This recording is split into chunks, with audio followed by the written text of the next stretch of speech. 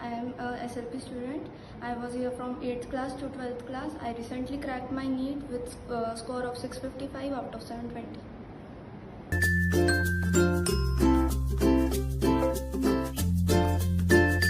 Mostly तीनों subjects के लिए physics, chemistry, bio NCERT is the God.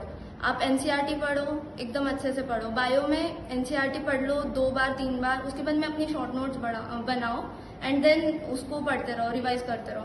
Bio में रिवीजन थोड़ा बोरिंग हो जाता है, तो फिर थोड़ा सा आउट ऑफ द ट्रैक जाके डायग्राम्स बनाओ, उसको थोड़े शॉर्ट नोट्स में कन्वर्ट करो, उसके माइंड मैप्स बनाओ. ये आपको इजी जाएगा. केमिस्ट्री में भी सेम. फिजिक्स के लिए मैं फॉर्मूला शीट बनाती थी. केमिस्ट्री में, फिजिकल केमिस्ट्री में बहुत सारे फॉर्मूलेज रहते हैं, तो उसके लिए भी फॉर्मूला शीट. इनऑर्गेनिक बहुत ज़्यादा, बायो से भी ज़्यादा हार्ड इनऑर्गेनिक है मेरे लिए.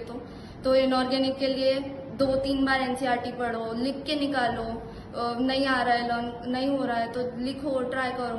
उसके ऑर्गेनिक तो मेरा फेवरेट ऑर्गेनिक था. फिजिकल, इनऑर्गेनिक और ऑर्गेनिक में ऑर्गेनिक बेस्ट था मेरे लिए. और सब कॉन्सेप्ट्स पे है. आप जितने अच्छे से कॉन्सेप्ट पढ़ोगे, एनसीईआरटी पढ़ते रहो. नीट में मोस्टली हर क्वेश्चन एनसीईआरटी का आएगा. आप अगर एनसीईआरटी अच्छे से पढ़ोगे तो आपको क्वेश्चन मिल जाएगा. सेम विद जेई में भी. मैंने जेई दी थी तो जेई में भी एनसीईआरटी के क्वेश्चन आते हैं, और अगर आ गए एनसीईआरटी के क्वेश्चन तो वो नीट से भी ज्यादा हार्ड आ जाता है.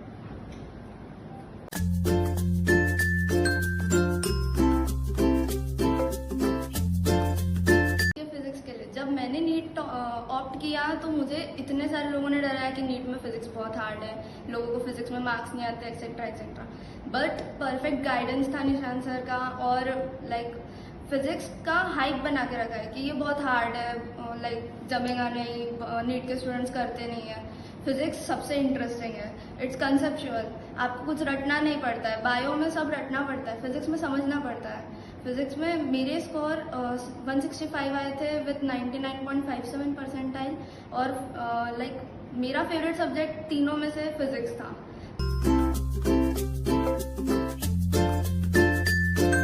मेरे लिए रटने से ज़्यादा समझने में मुझे इजी जाता था. तो फिजिक्स वॉज मैं एनसीईआरटी पढ़ती थी, मतलब इंटरेस्ट आता था एनसीईआरटी पढ़ना, फिर उसके क्वेश्चन सॉल्व करना, फिर बाकी सब क्वेश्चन सॉल्व करना. कोई क्वेश्चन से बोर हो जाए, नीट के क्वेश्चन बहुत इजी लगते थे तो जेई के क्वेश्चन सॉल्व करना, जेई एडवांस तक जाना. इंटरेस्ट जितना आप फिजिक्स सॉल्व करते रहोगे उतना उसमें इंटरेस्ट बढ़ते जाता है. और एक क्वेश्चन को टैकल करने के लिए पहले अच्छे से थ्योरी पढ़ लो, उसके बाद में करो, 1-2 बार करो, नहीं जम रहा है तो फिर जाके उसका सॉल्यूशन देखो. एकदम से बच्चे बहुत सारे स्टूडेंट्स ऐसे करते हैं, एकदम से सॉल्यूशन देख लेंगे, नहीं आ रहा है ठीक है, बहुत जल्दी हार मान लेंगे. बट फिजिक्स इज तुम कितना डेडिकेशन से करोगे. तुम हार जल्दी मान लिए तो तुमको फिजिक्स नहीं आने वाला. मैं स्टार्टिंग में बहुत डरती थी फिजिक्स से.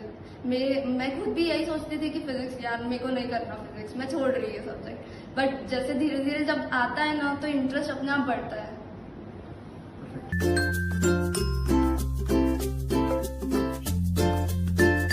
बाहर मेरे मोस्टली सारे फ्रेंड्स बाहर थे, बहुत रेप्यूटेड इंस्टीट्यूट से पढ़ रहे थे, पर उनको प्रॉब्लम गई वहाँ पे फूड की, रहने की.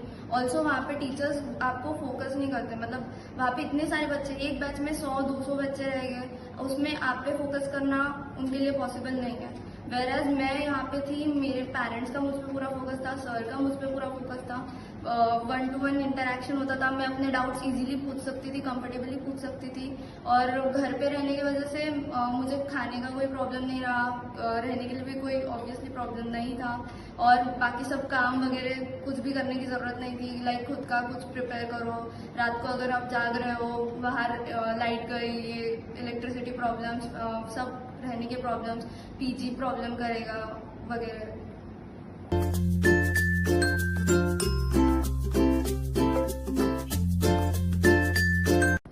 इंस्टीट्यूट 2 साल बहुत अप्स एंड डाउन्स आए.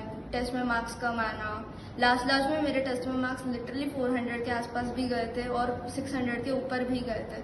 बट मेन था कि तुम टेस्ट कितनी दे रहे हो. अगर तुमने बीच में से छोड़ दी तो तुम उधर बहुत ज़्यादा डर जाओगे.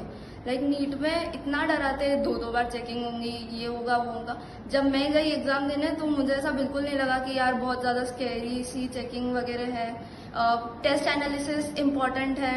आप टेस्ट दे रहे हो पर आप एनालिसिस नहीं कर रहे हो कि आपका क्या गलत हो रहा है, तो आपको वो बेनिफिट नहीं मिलेगा कि आपको कौन से टॉपिक नहीं आ रहे हैं। ये आपको कैसे समझेगा, वो टेस्ट से समझेगा। और इसलिए टेस्ट एंड तक के लिए इम्पोर्टेंट है। इवन बोर्ड्स के एग्जाम्स के बीच में भी मैंने टेस्ट दी थी, और बाकी सब टीचर्स का भी मुझे बहुत ज़्यादा सपोर्ट था जब मैं टेस्ट दे रही हूँ। मैं डाउट सॉल्विंग के लिए पूछ रही हूँ, निशान सर, केदार सर, सब ने बहुत सपोर्ट करा। इवन बायो के टीचर्स भी बहुत ज़्यादा सपोर्ट करते थे, हर वक्त डाउट बताना। और वही बेनिफिट है, मैंने जैसे पहले बोला कि कम बच्चे रहते हैं तो तुम पे फोकस ज़्यादा रहता है, तो टीचर्स आराम से आपको डाउट बता सकते हैं। आप एक डाउट 10 बार पूछो, वो आपको बताएंगे। ये आई डोंट थिंक बाहर कहीं पे होता होगा।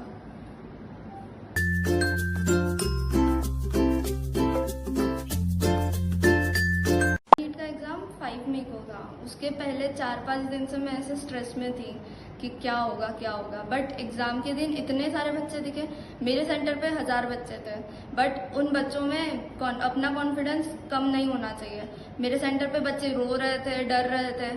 आप इसका बेनिफिट मुझे, मतलब मैं कैसे नहीं डरी, तो मैंने जेई दी थी। मैंने दोनों अटेम्प्ट जेई के दिए। मुझे पता था वहाँ पे ऐसा सब होगा, ये गड़बड़ हो सकती है, फॉर्म्स में ये प्रॉब्लम आ सकती है। तो वो मुझे उसका बेनिफिट मिला कि नहीं, ये अपने को अच्छे से करना है, ये सब ध्यान में रखना है। और OMR वगैरह, मतलब टेस्ट मैंने बहुत सारी दी थी, लाइक 50+ तो टेस्ट दी होंगी। तो उसमें मैंने OMR फिलिंग कंटिन्यू प्रैक्टिस करना, टाइम मैनेजमेंट वगैरह। लाइक इधर मेरी टेस्ट 2.5 आवर में हो रही है, तो फिर उधर मैंने पेपर 2 आवर्स में कंप्लीट करा। मुझे 1 आवर 20 मिनट्स चेकिंग के लिए और एक्स्ट्रा मिले। तो टाइम मैनेजमेंट, OMR फिलिंग, ये सब टेस्ट से बूस्ट होगा। लाइक आप जितना टेस्ट दोगे उतना अच्छा। और कॉन्फिडेंस भी, टेस्ट देते रहो, आपको कॉन्फिडेंस आ जाएगा। नीट के दिन मुझे बस इतना लग रहा था कि यार अपन एक बस टेस्ट दे रहे हैं, जैसे रोज देते हैं वैसे ही टेस्ट दे रहे हैं। और टाइमिंग लाइक 2 से 5 जो नीट का टाइम है, वही टाइम पे टेस्ट दो, तो नींद भी नहीं आएंगी और बाकी सब प्रॉब्लम्स भी आपको नहीं